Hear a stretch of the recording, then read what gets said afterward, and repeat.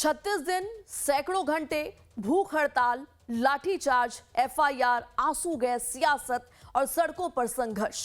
दिल्ली के जंतर मंतर से उठी आवाज ने आखिरकार सत्ता के गलियारों तक दस्तक दे ही दी। 36 दिनों तक चले आंदोलन के बाद सरकार को छात्रों की मांगों पर फैसला लेना पड़ा।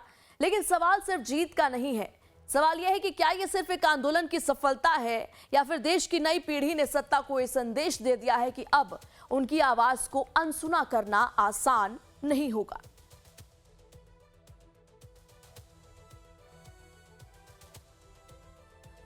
जो इनका एक 4 पॉइंट्स था, उसका लबोलबाब ये था कि कोई भी एक्शन एफआईआर न हो, और अगर है तो वो विड्रॉ हो, वो चाहे दिल्ली पुलिस के द्वारा हुआ हो, चाहे वो बीजेपी रूल स्टेट्स में कहीं हुआ हो। तो वो एफआईआर की कॉपी भी इनको हम देंगे और उसको विड्रॉ करने की बात कोई भी एक्शन नहीं होगा। इस बात को सरकार ने स्वीकारा। दूसरी बात जो कही गई है वो ये है कि कंपनसेशन के बारे में, कि honourable compensation according to the rules and regulations whatever maximum will be possible that will be given to them. जो डिमांड्स रखी थी उन सबको सरकार ने सहानुभूति पूर्वक माना भी है और एक्सेप्ट भी किया है। हम तमाम मांगे जो हमारी थी वो मान ली गई हैं, तो हम इमीडिएट इफेक्ट से प्रोटेस्टर्स से रिक्वेस्ट करते हैं कि आप विड्रॉ करें, पीसफुली अपने घर वापस जाएं और आगे की जो भी हमारी रणनीति होगी या बातचीत होगी उससे हम आपको अवगत कराएंगे। लेकिन प्रोटेस्टर से हम रिक्वेस्ट करते हैं कि इमीडिएट इफेक्ट से आप विड्रॉ करें, हमारी मांगे जो है वो मान ली गई। 36 दिन पहले जब अमेरिका से लौटे अभिजीत दीपके ने आंदोलन का ऐलान किया, तब शायद किसी ने नहीं सोचा होगा कि मामला शिक्षा मंत्री के इस्तीफे तक पहुंच जाएगा। और वही हुआ जो किसी ने सोचा नहीं था।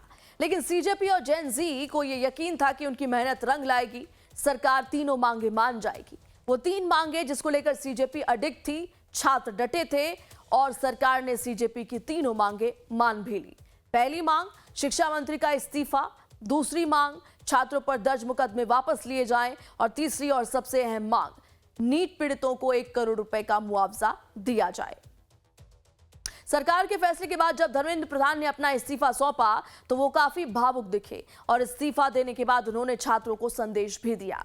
युवाओं का भविष्य सबसे बड़ी प्राथमिकता, नीट विवाद पर नैतिक जिम्मेदारी स्वीकार की, प्रतिष्ठा नहीं छात्रों का भविष्य सबसे अहम, 20 लाख छात्रों की परीक्षा सफल कराने का दावा, जंतर मंतर घटनाक्रम पर दुख भी जताया, साथ ही छात्रों से एकता बनाए रखने की अपील भी की। इतना ही नहीं, उन्होंने अपने लेटर में यह भी लिखा कि छात्र पढ़ाई करें, कानूनी लड़ाई से दूर रहें। उन्होंने पीएम मोदी और मंत्रिपरिषद अधिकारियों का आभार भी जताया, साथ ही राष्ट्र सेवा और युवा हित का संकल्प भी दोहराया। सरकार ने अपना फैसला सुना दिया, लेकिन आंदोलन का चेहरा रहे अभिजीत दीपके का जवाब क्या था?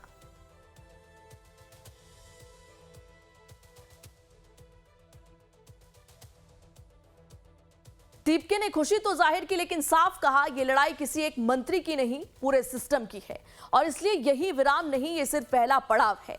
दीपके का अगला ऐलान, आंदोलन खत्म नहीं, देश भर में अभियान, राज्यों में संगठन मजबूत, नई रणनीति जल्द। दीपके ने साफ किया है कि हम जल्द ही आगे की रणनीति की घोषणा करेंगे। यह आंदोलन कल ही खत्म हुआ, कृपया हमें थोड़ा समय दें। हम पंजाब पर भी बात करेंगे, वर्तमान में हम इसकी योजना बना रहे हैं। यानी जंतर मंतर का मंच भले हट गया हो, लेकिन अभियान जारी रहेगा। इस समय हम दिल्ली के जंतर मंतर पर मौजूद हैं और जाहिर है ये हम आपको नज़ारा दिखा रहे हैं कि देख सकते हैं कि पुलिस इस समय भले ही है, बैरिकेड्स भले ही हैं, लेकिन जो प्रोटेस्टर्स हैं वो जा चुके हैं और जगह की जो सफाई है वो हो रही है। जाहिर है 1-2 दिन नहीं बल्कि लगभग 37 दिन जो है यही प्रोटेस्ट चला और अब वो जगह खाली हो चुकी है। ये जगह जो है वो नीट क्लीन कर दी गई है। हालांकि अगले दिन भी अभी देखेंगे राइट हैंड पे तो कुछ पुलिसकर्मी यहाँ पे अभी भी मौजूद हैं जो यहाँ पे बैठे हुए हैं। तो यूँ आप कह सकती हैं कि छात्र जो जेन जी खुद को मैक्सिमम बता रहे थे, उनकी मांगों को मान के फिलहाल ये जंतर मंतर खाली करवा लिया गया है। अब जरा आपको पीछे लेकर चलते हैं जब इसकी शुरुआत हुई। 20 जून दिल्ली का जंतर मंतर और यहीं से शुरू हुआ वो आंदोलन जिसने 36 दिनों तक देश की राजनीति और शिक्षा व्यवस्था को कटघरे में खड़ा रखा। नीट यूजी परीक्षा में कथित धांधली और पेपर लीक के आरोपों के बीच अभिजीत दीपके के नेतृत्व में छात्रों ने अनिश्चितकालीन धरना शुरू किया। खुद को उन्होंने कॉकरोच जनता पार्टी यानी सीजेपी का नाम दिया, एक ऐसा नाम जो कथित तौर पर युवाओं को कॉकरोच कहे जाने के विरोध का प्रतीक बन गया। 28 जून को आंदोलन ने नया मोड़ लिया जब शिक्षाविद सोनम वांगचुक छात्रों के समर्थन में जंतर मंतर पहुंचे और अनिश्चितकालीन भूख हड़ताल शुरू कर दी।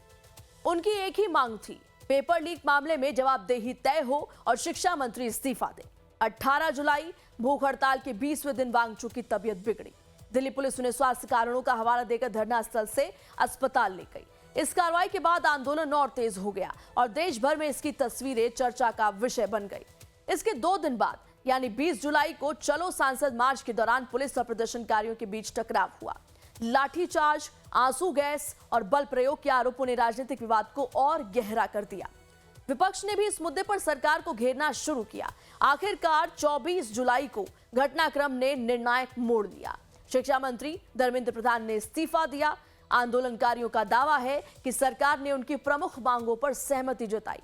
इसके बाद सोनम वांगचुक और अभिजीत दीपके ने जूस पीकर भूख हड़ताल समाप्त की और सीजेपी ने 36 दिनों से चल रहा जंतर मंतर का आंदोलन वापस लेने का ऐलान कर दिया। यह आंदोलन सिर्फ दिल्ली के जंतर मंतर तक सीमित नहीं रहा, इसकी गूंज देश के अलग अलग राज्यों में भी सुनाई दी। राजधानी दिल्ली से उठी आवाज बिहार की राजधानी पटना पहुंची।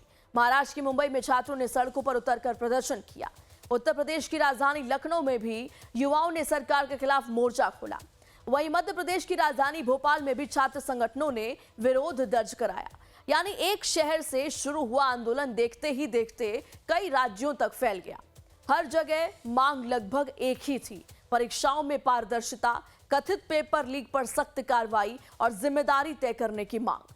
अलग अलग शहरों में प्रदर्शन का तरीका भले अलग रहा, लेकिन छात्रों का संदेश एक था कि उनके भविष्य से किसी भी तरह का समझौता स्वीकार नहीं होगा। यही वजह रही कि इस आंदोलन ने सिर्फ राजधानी ही नहीं बल्कि देश भर में एक व्यापक छात्र आंदोलन का रूप ले लिया। अब एक नजर 36 दिन आखिर कैसे आंदोलन और जंतर मंतर की तस्वीर बदल गई इस पर। 25 जुलाई सीजेपी का आंदोलन खत्म हुआ जब धर्मेंद्र प्रधान ने अपना इस्तीफा सौंपा। 24 जुलाई को वांगचुक की भूख हड़ताल खत्म हुई। गुरुग्राम के मेदांता अस्पताल में जेपी नड्डा ने उनकी मांगे मानी और उनसे भूख हड़ताल खत्म करने का आग्रह किया। 20 जुलाई को सीजेपी ने जब संसद मार्च की घोषणा की तो सरकार उन्हें बातचीत के लिए बुलाया।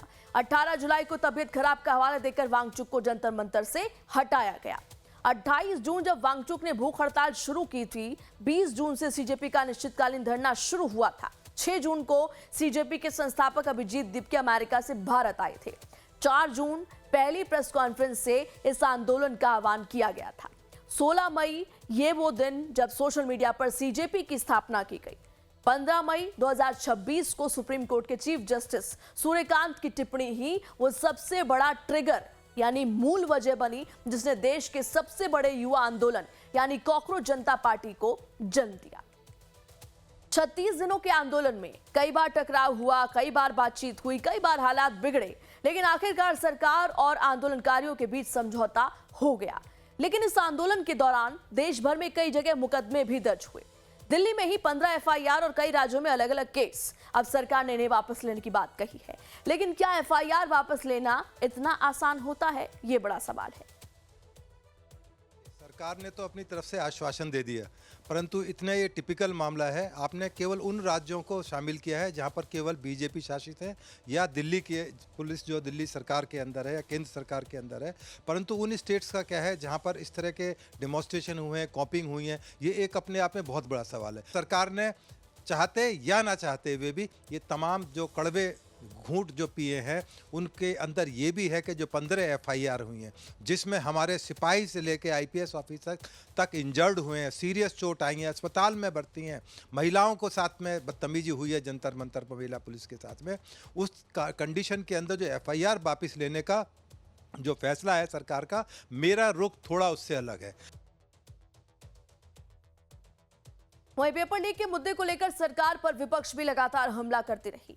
धर्मेंद्र प्रधान के इस्तीफे पर कांग्रेस नेता दिग्विजय सिंह ने जंतर मंतर पर दिल्ली पुलिस का बहादुरी से मुकाबला करने वाले जेन जी को बधाई दी। वहीं एमएनएस प्रमुख राज ठाकरे ने कहा, छात्रों के प्रदर्शन की सफलता ने साबित कर दिया कि जेन जी सरकार को चुनौती दे सकती है। दूसरी तरफ नवीन पटनायक ने भी छात्रों के आंदोलन की सराहना की।